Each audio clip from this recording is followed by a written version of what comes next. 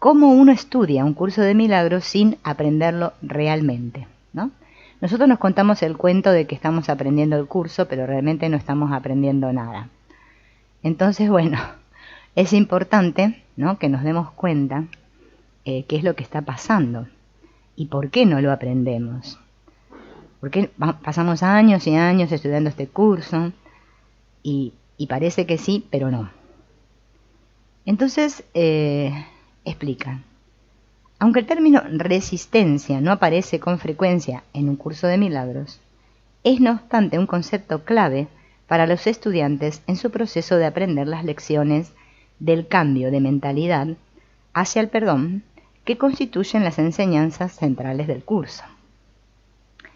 En verdad es el único concepto que puede explicar satisfactoriamente un fenómeno experimentado por la mayoría de los estudiantes, al llegar a un punto u otro de su trabajo con el curso. Esta es la aparente paradoja. Por una parte, hay un intento consciente y muy sincero de intentar aprender, vivir y practicar los principios del curso, bajo la dirección del Espíritu Santo, mientras que por otra parte, experimentamos la constante frustración de no hacer precisamente eso. La mayoría de los buscadores espirituales están familiarizados con las palabras de San Pablo, que están en la Biblia, cuando él dice: ¿por qué no hago el bien que quiero, mas el mal que no quiero este hago? Este artículo explora el asunto de la resistencia en los esfuerzos que realizan los estudiantes del curso por poner en práctica estos principios tal como los enseña su maestro interno, que es el Espíritu Santo. Al igual que con tantas otras áreas relacionadas con el proceso de sanación, un curso de milagros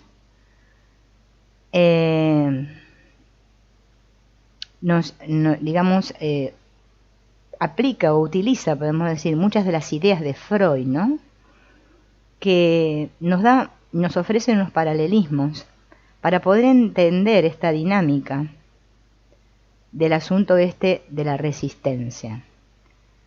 Cuando Sigmund Freud hace muchos años, ¿no?, atendía a sus pacientes, observaba que sus pacientes no estaban mejorando, a pesar de las comprensiones que él les ofrecía como causa de sus neurosis. Finalmente se dio cuenta de que el problema radicaba en el hecho de que los pacientes no querían mejorar. Y a esta dinámica Freud la llamó resistencia. Por eso es tan importante este hecho de descubrir el asunto de la voluntad, del que si realmente quiero. Porque si yo no quiero, voy a oponer resistencia. Entonces, acá hay un extracto, ¿no?, de un libro de Freud, que dice: la situación terapéutica me condujo de inmediato a la teoría de que por medio de mi trabajo psíquico tenía que superar una fuerza psíquica en los pacientes que se oponía a que las ideas patogénicas se volvieran conscientes. Eso es lo que nosotros no queremos, que todo el contenido de la mente inconsciente salga a la luz. Nosotros no queremos seguir ocultándolo. Y eso es lo que estamos viendo, ¿no? Si no nos damos cuenta de esto, el proceso con el curso va a ser bastante complicado. En varios lugares del curso, Jesús nos dice que Él sabe que experimentaremos resistencia a sus enseñanzas.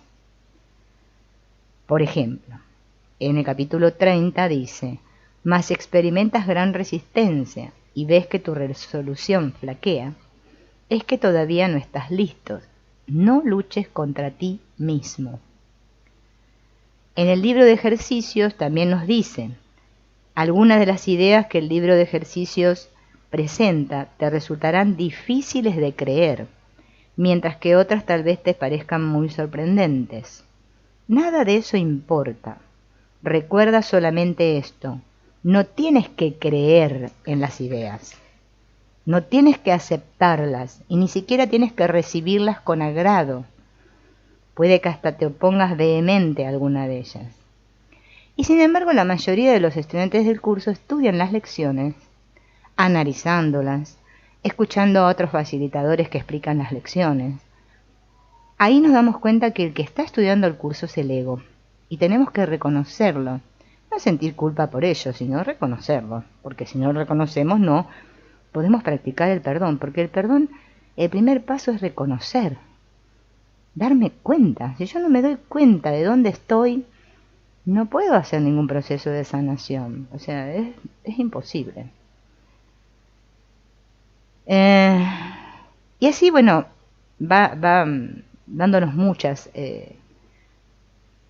ejemplos acerca de nuestra resistencia, ¿no? La resistencia, el intento inconsciente de sabotear lo único que nos puede ayudar, es tan sorprendente que resulta casi increíble, como observó el mismo Freud en este lúcido y cuasi platónico diálogo consigo mismo, tomado del libro The Question of Lay Analysis, que lo escribió en 1926. Será tu destino hacer un descubrimiento para el cual no estabas preparado. ¿Y qué podría ser eso? Que te has visto engañado en tu paciente, que no puedes contar en lo más mínimo con su colaboración y obediencia, que está preparado para poner cualquier posible dificultad en el camino de vuestro trabajo en común.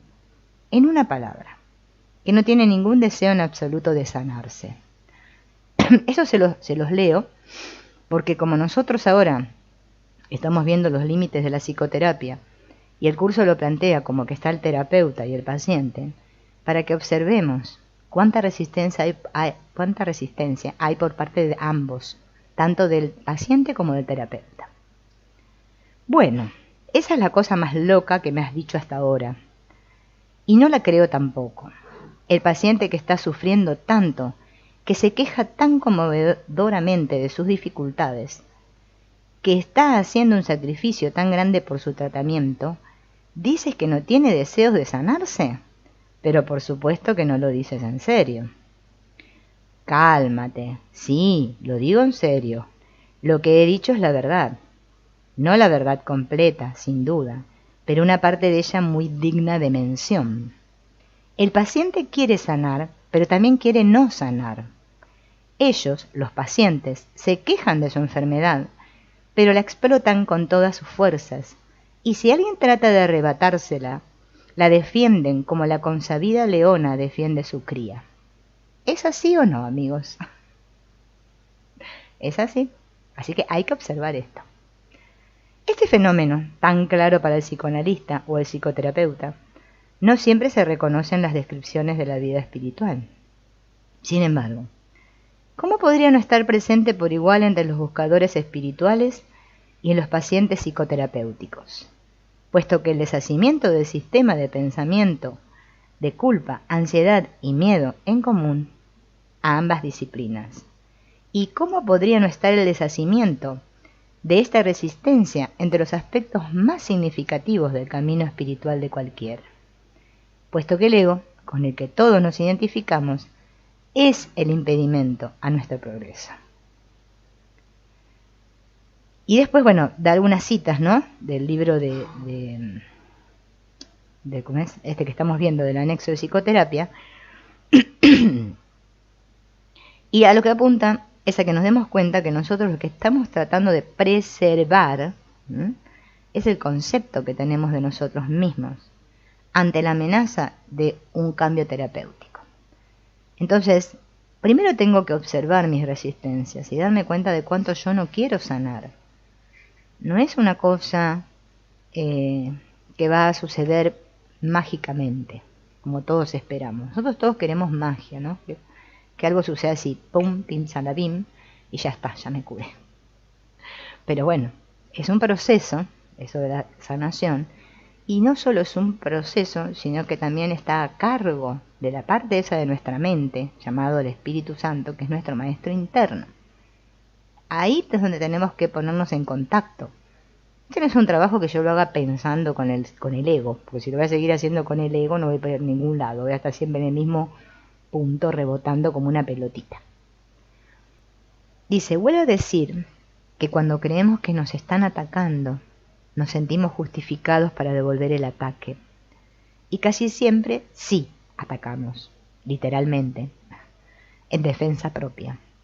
Y así se nos conduce a otro efecto significativo de una de estas resistencias del estudiante a un curso de milagros. La necesidad de probar que el curso está en un error. Eso es lo que hacemos todos. Ay, a ver, vamos a encontrarle las cacas al curso. No, esto no es así. Lo que está queriendo decir es esto y esto, ¿no?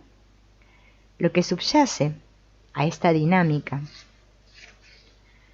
es la esperanza de que si el curso está en un error, entonces no tenemos que hacer lo que dice, ni cambiar la manera de pensar de nuestro ego. En la interpretación de los sueños de Freud, también se pronunció en torno a este interesante fenómeno en sus pacientes, la necesidad de probar que el analista estaba en un error. Esa es otra cosa que hacemos. Yo me río porque es cierto. Ay, no, este terapeuta, no, lo que me está diciendo no. No es así. Claro, porque no queremos ver. Estamos así, tapándonos, ¿no? Todo el tiempo. Has oído también, como los monitos. Bien. Una de las dos fuerzas motrices conducentes a tales sueños es el deseo de que yo pueda estar en un error. Estos sueños aparecen regularmente en el curso de mis tratamientos cuando el paciente está en un estado de resistencia hacia mí, y puedo contar casi con certeza que provocaré uno después de haberle explicado por primera vez al paciente mi teoría de que los sueños son cumplimientos de deseos. En verdad, es de esperar que lo mismo le ocurra a algunos de los lectores del presente libro. Estarán muy dispuestos a hacer que uno de sus deseos se vea frustrado en un sueño, con tal de que se cumpla su deseo de que yo pueda estar en un error. ¿Ven? Nosotros preferimos creer que son los otros que están equivocados antes de reconocer que eso que yo estoy juzgando ahí fuera está en mí. Soy yo el que lo veo así. Eso es hacerse responsables, ¿no? Tal como se expresa en algunos estudiantes de un curso de milagros, este tipo de resistencia puede tomar la forma de estar en desacuerdo con el material, especialmente centrándose en la forma como un medio de ignorar el contenido.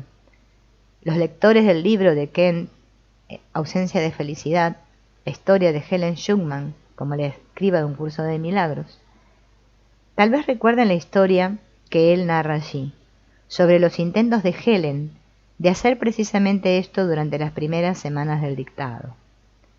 Abreviando, ella utilizó un aparente error gramatical por parte de Jesús como justificación para rechazar el material, y escribió: «Este verdadero error gramatical me hace sospechar de la autenticidad de estas notas».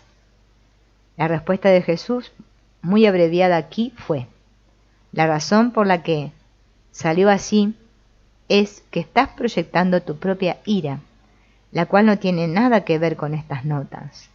Tú cometiste el error, porque no te estás sintiendo amable, así que quieres que yo suene tonto, de manera que no tengas que prestar atención». Chachán, chachán. Ahí ese libro me lo quiero comprar, porque la ausencia de felicidad, porque siempre estoy que me lo voy a comprar y nunca me lo compro.